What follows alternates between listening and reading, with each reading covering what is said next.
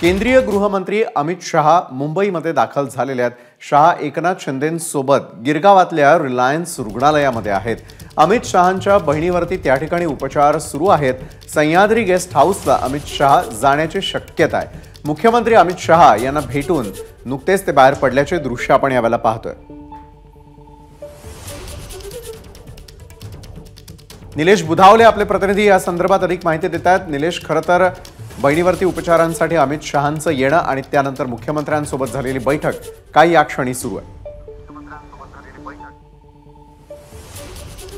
काही वेळापूर्वीच विशाल या ठिकाणाहून मुख्यमंत्री एकनाथ शिंदे बाहेर पडले। खरं तर 9:30 वाजता ते गिरगाव परिसरामध्ये जे रुग्णालय आहे, रिलायन्स रुग्णालय, त्या रुग्णालयात आले होते आणि या ठिकाणी तत्पूर्वीच मुख्यमंत्री एकनाथ शिंदे येऊन बसले होते आणि त्यांना गृहमंत्री अमित शहा यांच्याशी जवळपास 20 ते 22 मिनिटं चर्चा केली आणि त्यानंतर ते रुग्णालयातून बाहेर पडलेले आहेत। विशेष पोलीस आयुक्त देवेन भारती हे देखील आता जवळपास इथून बाहेर पडलेले आहेत। मागच्या 1.5 तासांपासून अमित शहा रिलायन्स रुग्णालयामध्ये आहेत।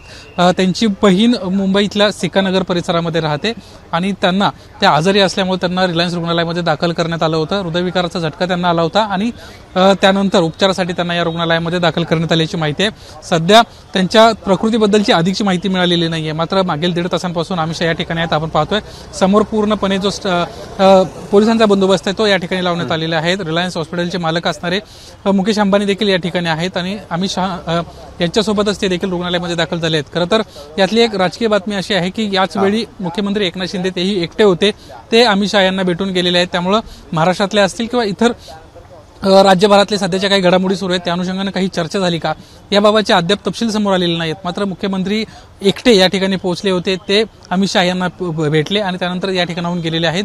सध्या अमित शहांसाठी सह्याद्री गेस्ट हाऊस देखील बुक करण्यात आलेले आहेत। गरज पडली तर कदाचित ते या ठिकाणी थांबू देखील शकतील, अशी देखील एक शक्यता वर्तवण्यात येते।